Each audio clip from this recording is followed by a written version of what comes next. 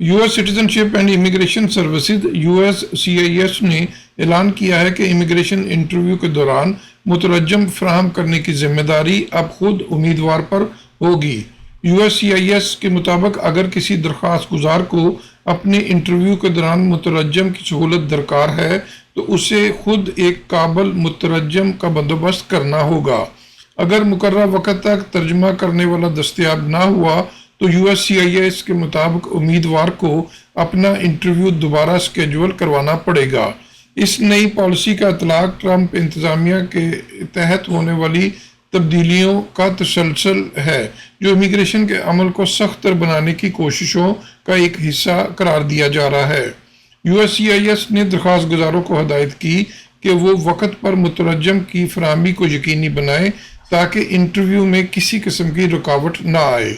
Mohsin Zaheer, Urdu news, New York. Don't forget to like, comment and subscribe.